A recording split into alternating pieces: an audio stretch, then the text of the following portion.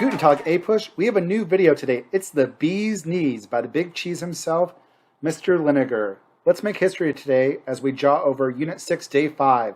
But first, let's do our daily punishment. Why was the baby ant confused? Because all his uncles were ants.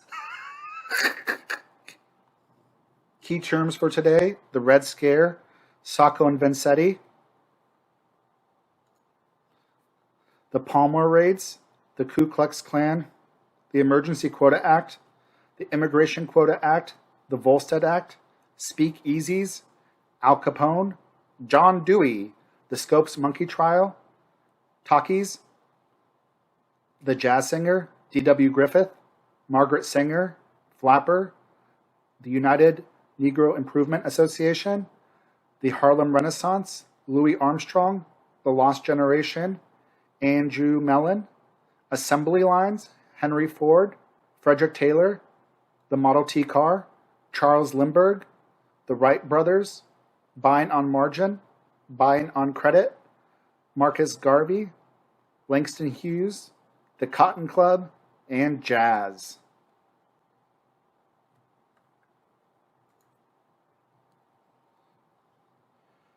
We're going to go over ethnic and racial discrimination in the Roaring Twenties, the major economic inventions and technology in the Roaring Twenties, cultural innovations and change during the 1920s, gender changes in the Roaring Twenties, economic changes and policies during the Roaring Twenties. All right, so one of the first things that's going to happen politically in the 1920s is in 1917, a small group of Bolshevik communists are going to seize power in Russia in the Second Russian Revolution, the November Revolution. Russia had had a revolution in February that created a socialist government that was democratic, but the Bolsheviks or communists will seize power in November 1917. They're going to create a dictatorship with their party elite in charge. They're going to confiscate all private property. They're going to collectivize the agriculture. They're going to start killing their opponents, and they're going to start funding and supporting revolutions worldwide. Communism believes that in the communist belief, the rich always exploit the poor. So the rich business owners, or the bourgeois as they're called, exploit the poor factory workers, the proletariat. And the factory owners don't really do anything. They're just making money off the labor of the poor. So what needs to happen in communist ideology is the poor need to rise up and kill all the rich. They need to seize the factories and have it how nobody owns it. The government owns the factories, and get rid of all private property.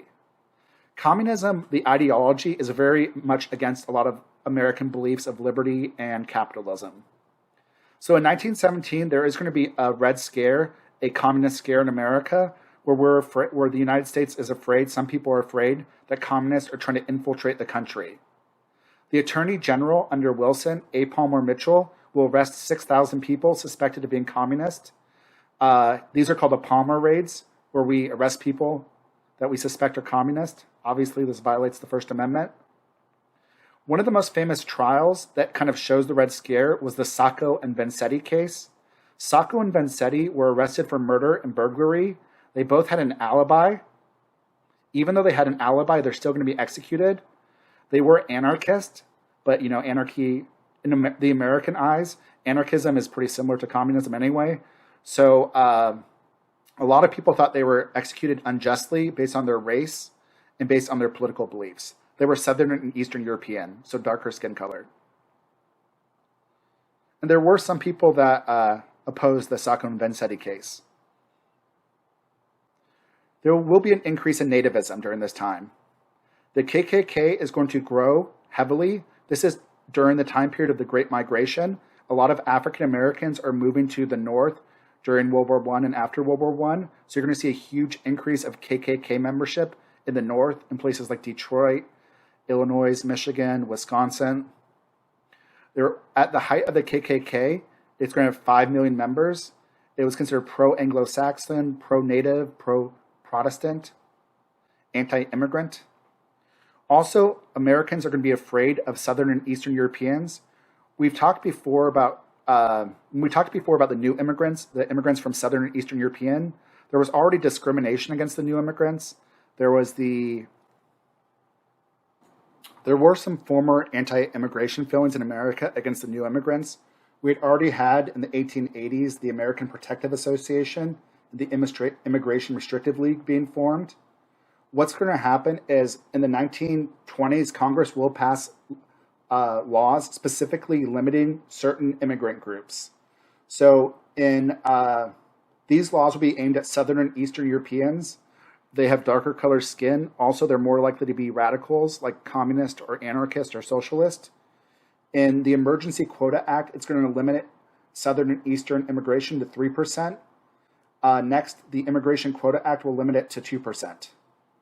These will be both aimed at Southern and Eastern Europeans.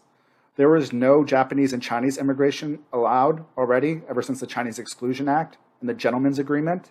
So this really ends unrestricted immigration, which America had pretty much been doing since its foundation. Here's a KKK gathering. All right, let's talk about Prohibition. Prohibition will happen during World War I. It will be seen as a war measure. It's going to be popular in the South and West. A lot of large Eastern cities were against it. Prohibition, banning the drinking of alcohol. You cannot consume alcohol. The Volstead Act will be passed by Congress. The Volstead Act banned the production and selling of alcohol. So that was getting rid of the other aspect of it. Prohibition was futile. There was never enough people to enforce it. People would break it on a large scale. People would go to bars on the DL that were masking as like churches or like just social gatherings. These were called speakeasies. Speakeasies were places where people would drink illegally during Prohibition. Usually they would be just covered up and as another type of business. People would make their own liquor at home, like bathtub gin. Prohibition is also going to lead to the increase of gangsters during this time and bribery. Al Capone is going to become a famous gangster by distributing liquor and getting liquor from Canada, mostly from Canada, and bringing it to the United States and selling it there illegally. Capone will also be involved with prostitution, gambling, and narcotics. There is Prohibition. They're destroying beer faces. These are people protesting Prohibition. This is a speakeasy. Obviously, they're not taking it very seriously. Let's talk about education. Compulsory, you will see more compulsory education in more states during this time. Student graduating will double in the 1920s. John Dewey is going to be a philosopher and an education thinker that's going to change education. He believed the best way to teach somebody is by doing, learning by doing. So his whole philosophy is called pragmatism, and he's going to really kind of like try to make education something that you actually have to do it. That's the best way to internalize what you're learning. One of the big debates here is ever since the 1860s, Charles Darwin came up with the idea of natural selection.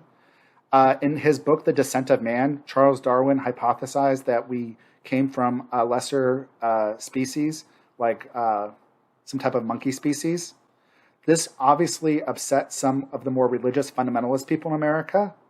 By the 1920s, like evolution was pretty accepted, like scientifically in a lot of areas. But a lot of states in the South and in the West made laws that you could not teach evolution. One of the science teachers, John Scopes, is going to purposely break the law in Tennessee. He's going to be arrested, and this is going to be a trial of science versus faith, modernism versus fundamentalism. Like the 1920s are super interesting because the 1920s has all this new modernist stuff. You have people drinking, you have the flappers, you have jazz. So you have a lot of modernism aspects. But you also have very much fundamentalist and conservative aspects as well. You have the KKK, you have religious fundamentalism, you have like political conservatism, economic conservatism. So the 1920s is a very bipolar time period. For the Scopes monkey trial, Williams Jenny Bryan is going to prosecute John Scopes because it's a famous trial. Clarence Darrow, who was one of the founders of the ACLU, will defend John Scopes. Scopes will be found guilty. He'll be fined $100. This technically was a fundamentalist victory, but it made them look absurd to the rest of the world, and it made Tennessee look like a poor bunk country, like a backwoods country, like a bunch of hicks. And really, it was pretty embarrassing. It became very much like a festival circus in the Scopes monkey trial. You had like monkeys that were dressed up like humans, smoking cigars. People would say, "Is this what you want your children to learn where you came from?" And it became like kind of like embarrassing, even for the people of Tennessee. Let's talk about some other economic inventions. You have an increase in capital investment for businesses. The 1920s will see a flourishing of American investment. You'll have oil fields. Henry Ford is going to create the idea of the assembly line. One person works on one aspect of the car, and that's going to lead for more mass production. The car that Henry Ford is going to create is going to be called the Model T. The Model T is the first cheap automobile that the average person can buy. And you should definitely know that, and you should definitely know Henry Ford. With that, there's going to be more people driving on roads. You're going to start to see gas stations, and eventually you'll see motels being created. So like the whole driving culture is going to like change the American landscape. You'll see mass advertisement really beginning in the 1920s. Sports will become more popular, baseball and boxing. This shows an assembly line. So does this one. And so does this one.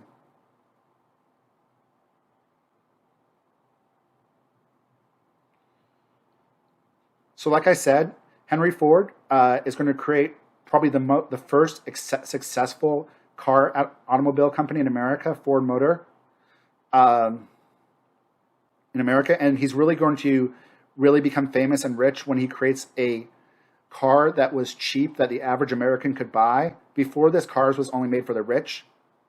A lot of business owners and factory owners are going to try to adopt the ideas of Frederick Taylor. Frederick Taylor was the father of scientific management. He wanted to use the scientific method for business to try to make things as effective and efficient as possible. With more automobiles, gasoline will become a big business. So will rubber, glass, fabric, highway construction, service stations, and garages. Petroleum industry will explode. The car industry will hurt railroads. With the birth of the automobile, it is going to end the isolation and the unconnectedness of America. You'll start to see school buses by the end of the 1920s. Young couples will start leaving the house for dates in their car. Woo! And then where they could go on quick getaways. But you also have like the car adventure where people and families could go on a trip on a getaway in their car. The other big thing to explode during this time is airplanes. You'll have airplanes developed in 1903. Some of the first Americans that were able to fly the airplanes were the Wright brothers. Charles Lindbergh is going to be another famous aviator in America. He's the first person in the world to fly across the Atlantic solo by himself. He does this in the spirit of St. Louis, and he'll become an American icon and hero in the 1920s. There were many accidents and deaths from airplanes. They were not very safe at first. And obviously, airplanes will start to carry mail, and this is going to hurt railroads. So we're seeing the death of the railroad industry. There's Charles Lindbergh. There's Lucky Lind. Radio was used in World War I. It brings the country together. Also, radio is going to start using commercials. So it's going to really help with consumerism and advertisements. Hollywood really starts to develop in the 1920s as well. Thomas Edison was one of the first people to help develop movies. In 1903, you have the first movie in America, The Train Robbery. It was a silent film. The original films in America were silent films with like Charlie Chaplin and stuff. World War I will use films as propaganda. In 1927, you'll have the first talkie, which is the first movie with sound. This was The Jazz Singer. They used blackface in it. One of the famous producers of movies was D.W. Griffith. He was a really famous producer. He was also low-key racist. He's the one that made the movie The Birth of a Nation, which was a movie that was glorifying the Ku Klux Klan. With Hollywood culture, People will start like going to the movies on the weekends. People are going to start lose their old customs. They're going to be connected to a larger American culture. There's the advertisement for Birth of a Nation. All right, so this was a dynamic decade. We're talking a little bit more now about the 1920s being very modernist. More Americans lived in cities. Margaret Sanger was a woman, and she's going to start to push for birth control. It will be legal in some areas, but a lot of states made it illegal because, we're still very religious. Religion lost many of its scare tactics. Some of the more modernist religions started saying God is good. You don't have the whole Puritan idea of double predestination anymore. You also are going to have a new idealized form of women. We've talked before, like at first we had Republican motherhood. Then we had the cult of domesticity. Then we had the Gibson girl. Now we have the flapper. The flapper is a new woman in the 1920s. She has sexual allure. She has a bathing suit. She's independent. She'll smoke. She'll drink, even though it's during Prohibition. She'll drive a car. She will might have a part-time job. It's really a lot more cultural independence. This is the partial death of the cult of domesticity, but women still do not have economic or political freedom. A lot of people will be interested in the psychology of Sigmund Freud and his idea of psychoanalysis and his psychosexual theories during this time as well. Here are some flappers. With flappers, you could tell it's a flapper woman with how they dressed and their haircut. The haircut was called a bob haircut. You can see it right here. It's kind of short. There's some other flappers. Look at them, somewhat independent. They're showing a lot of skin. You can see their ankles. Oh my God, what is America coming to? You also see a flourishing of African-American culture during this time in America. This is called the Harlem Renaissance. The Harlem Renaissance took place in New York. There's going to be a new brand of music, genre, jazz, which derived from African-American culture. One of the most famous poets during this time, African-American poets, is Langston Hughes. One of the most famous clubs during this time is the Cotton Club, which was in Harlem, which was an African-American club. Marcus Garvey is going to be an African-American civil rights leader. He formed the United Negro Improvement Association. Basically, what he said was whites were going to be racist forever, so Africans just needed to move back to Africa. Eventually, the government will charge Garvey with evading taxes, and he'll be arrested. There'll be very famous African American writers during this time. Claude McKay, Zora Neale Hurston. You have famous jazz musicians like Louis Armstrong, Eubie Banks. Here's the Cotton Club. Here's my boy. Right here is Marcus Garvey. Here's some African American art. Here's some art from William H. Johnson. Louise Mayo Jones. The 1920s was a period of cultural liberation for some people. Remember, in the 1920s, there's really like this kind of bipolarism of, is it a period of modernism or fundamentalism? And a lot of American literature at this time will show the youthful and the energy during the time period. Some of the writers will deal with the materialism in America and how America was very superficial and materialistic. And they're meant to critique American society. These writers often portray negatively America's materialism. A good example is F. Scott Fitzgerald's Great Gatsby. Another one is Sinclair Lewis's Babbitt, which is a great book. These writers were called the Lost Generation because they went to adulthood in early World War I. They were wandering, directionless, unhappy with how society was going. Some of the other writers for the Lost Generation were H.L. Mencken, Fitzgerald, Ernest Hemingway, Sherwood Anderson, Sinclair Lewis, William Faulkner, Ezra Pound, T.S. Eliot, Robert Frost, E.E. Cummings, and Eugene O'Neill, who's a great theater writer. During this time, there will be a new type of art in America, a new type of architectural style, Art Deco. Also, you see taller and taller skyscrapers. Art Deco has like a lot of angular stuff right here. It's kind of hard to see in this picture. But Art Deco is a new type of architectural style you see in American buildings. Here's the building of the skyscraper. Empire State Building. Lastly, let's talk about Wall Street. So, in the roaring 20s, the economy is going to be good. The economy is going through a bubble, and the economy is growing of the 1920s. Despite this, there was some problems. We're going to talk more about economics next class. The Republicans were very laissez-faire, no government involvement in the economy. So because of that, there were some crashes because there was no government regulation. 200 to 300 banks crashed in the 1920s. People will gamble on the stock market because the stocks are going to go up and up and up and up in the 1920s. Some of the ways people would gamble on stocks is they would do something called buying on margin. And buying on margin is you put a little bit money down on the stock, the bank puts the rest down, and then if you make a profit, you and the bank split the profits. The problem with this is if the stock crashes, you've lost your money and the bank has lost their money. And if the bank has invested too much money, the bank will go bankrupt. And now all those people that put their money in the banks will have no money left because there was no regulation for those kind of things. Buying on credit was another thing. This is where you pay partially for a good. You make installment plans or payments. You put it on layaway. So these were ways to make it easier to buy stuff. The Bureau of Budget will be created under Andrew Mellon during this time.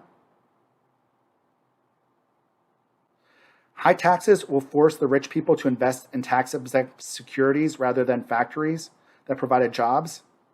In 1921, the wealthy person with $1 million paid $663,000 in taxes.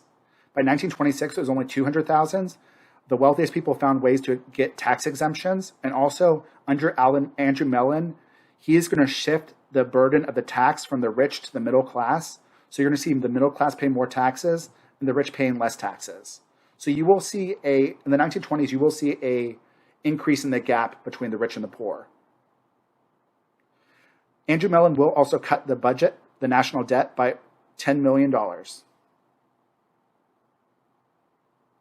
And this shows the stock market. And as you see in the 1920s, everything's just looking great. You do see like ups and downs, but things are looking pretty good, you know? Then we're going to get to 1929, bam, which we'll talk about soon. That's Black Tuesday. All right, kiddos, that's all I have for today. Until next time, deuces, yeah.